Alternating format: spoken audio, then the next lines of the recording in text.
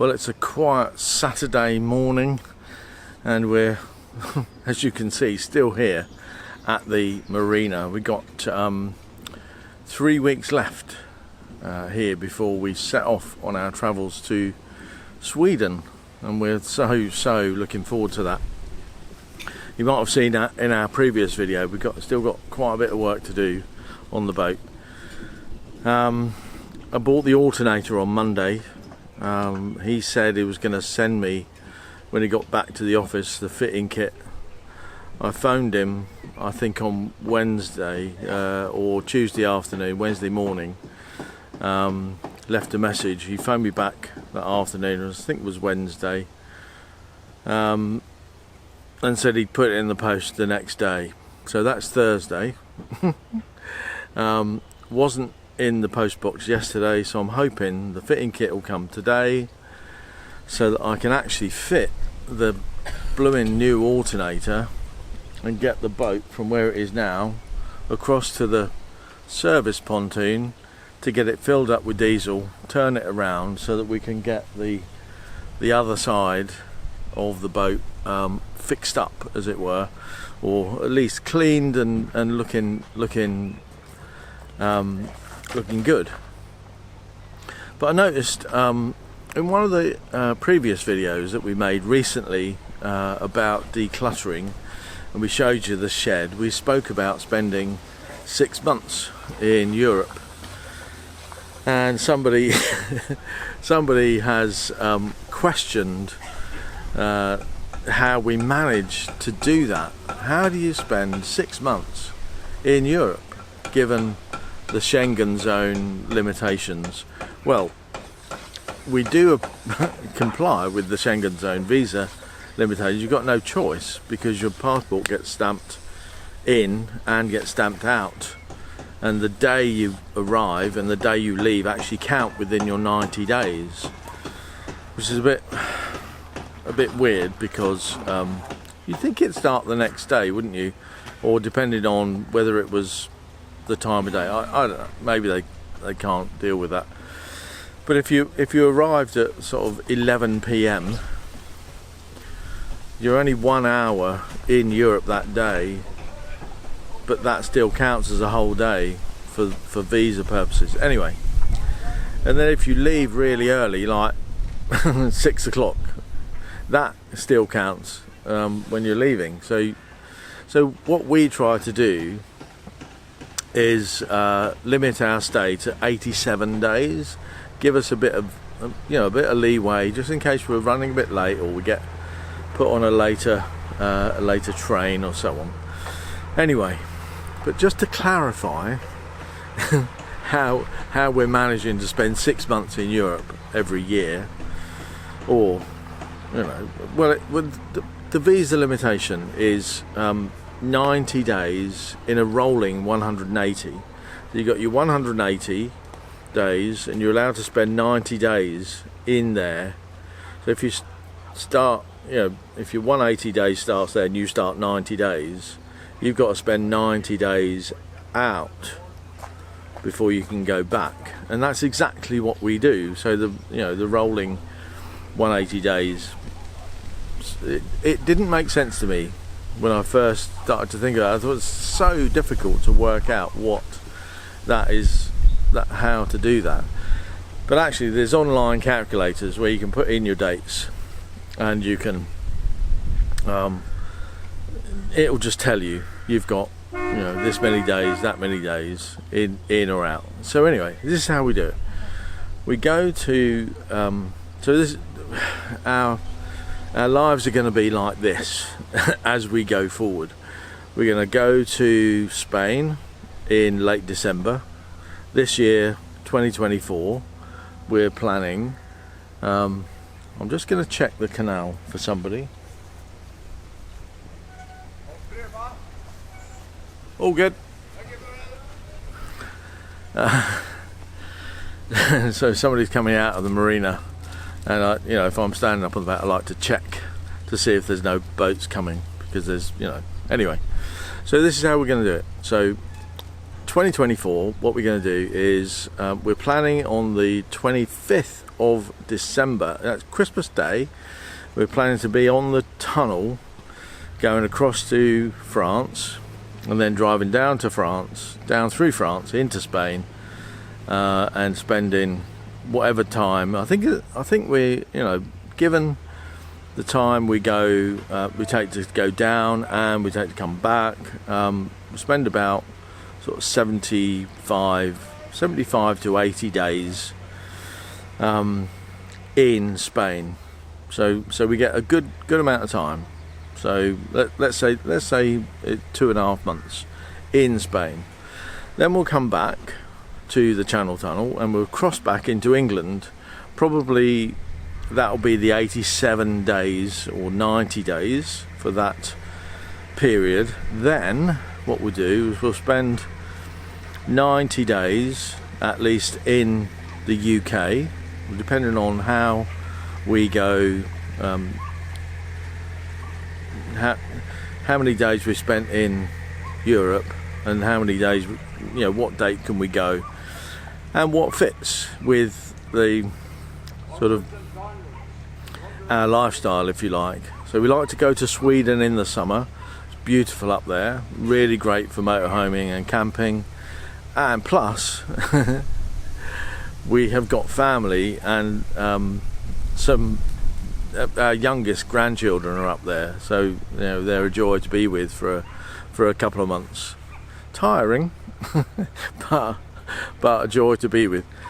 So that's what we do. We go, and this year it's the 25th of June we're going.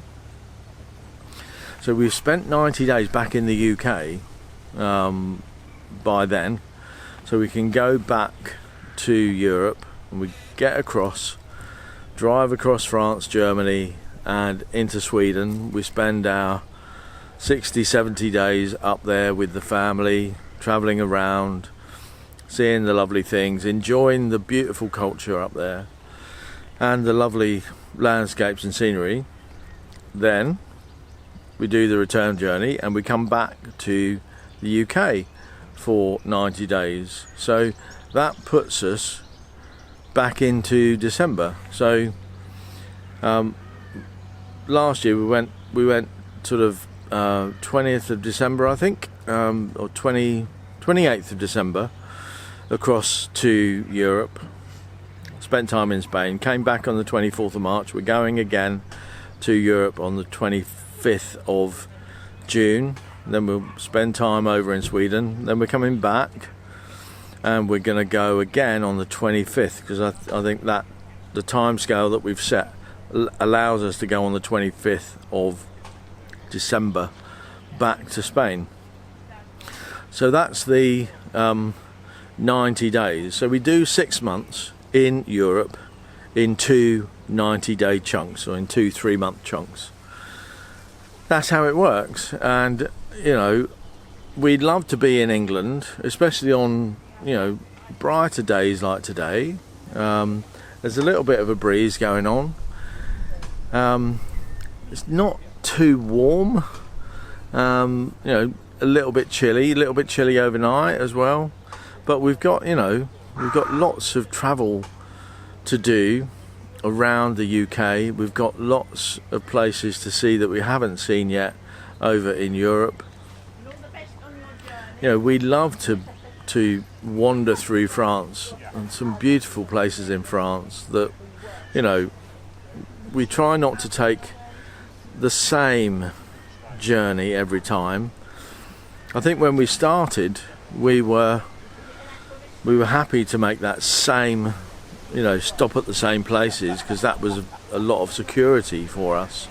We sort of when we were new at doing all this, there was a lot of comfort in staying at the same place, because you knew it and you knew there, and you could go to the same place.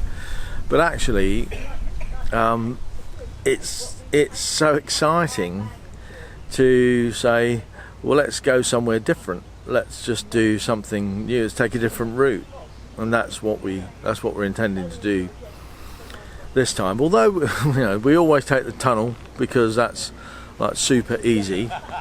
You just you get to Folkestone, you queue up, you check in, and then you're called and you get on the train and you get off the other end.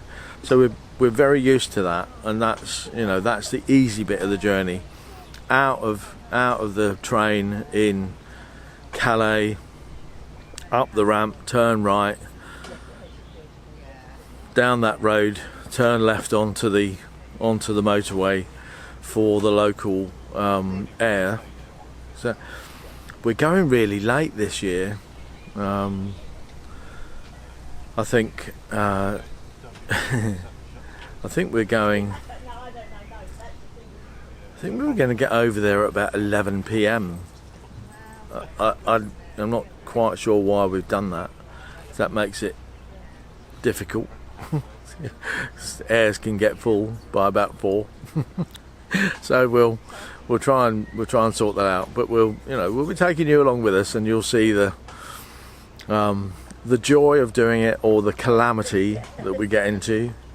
I remember last time when we went, we checked in at Wissant on the way, and it was about 10, 11 o'clock at night, and the sat nav was playing up, taking us the wrong blooming direction, and there was like one place left, that tiny little slot that our little van could slot into. Luckily we didn't have the big van, because I don't think we would have got in there. But we got in there, and then, you know, we were in a bit of a rush to get where we were going, so we left early the next morning. Like, you know, we got up at 6, and we were, you know, cup of tea and out. But we'd set the blooming car alarm, and at like 6 o'clock in the morning, forgot it was on, and opened the door. You know, 150 decibel woo woo going on at 6 o'clock in the morning. I guess didn't make other campers too happy, especially those next to us. So we quickly shut that off and drove away. but there you are. Yeah, so let me show you where we are with the boat renovations, and, you know, all the bits and pieces of work on there, and you know, you'll see the enormous pressure we're under to get things finished. There you go. Come with us. So here we are inside the boat, and well, let me show you what we're doing. You can see over here that we've masked up the blind, and started to mask up around the windows, masking up here, and this is our USB connection. Oh, we can't see that. That's our USB connection, which I've disconnected from the wall there. Oh, let's just turn that light on. I might be able to see things. That's being masked up. And we've started to paint over here, which is that's going quite well. So that's doing well. So this has had the first sort of coat on. So getting it, you know. So we've done a bit of prep on the wood, and then painted the first coat.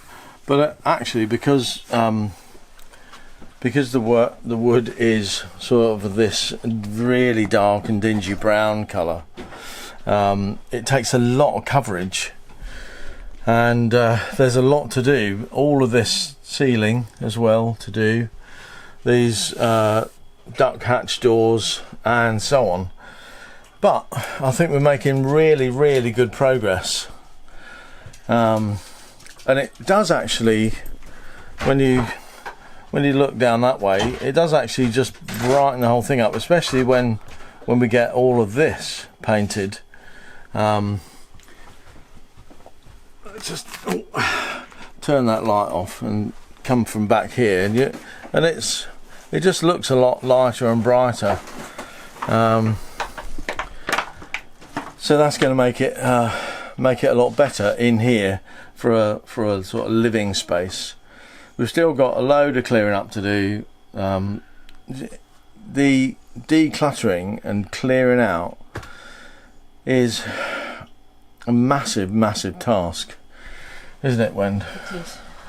Wendy's here looking at me in dismay, Yeah. thinking how bad it all is, aren't you? Well, eh? not how bad it all is, but yeah. Oh no. Oh, that's okay. Yeah. So that's it, really. Yes. That's Never ending, that's but what we're we'll doing. get there. Yeah. We'll get there. I'm so looking forward to getting to see our grandchildren in Yeah. Sweden. Oh, Yeah. I can't wait to Not see long them. now. No, So not long. I think it's 3 weeks till we go, and then a week to get up there. So 4 weeks. Yeah. Yeah. Yes. About that. Yes.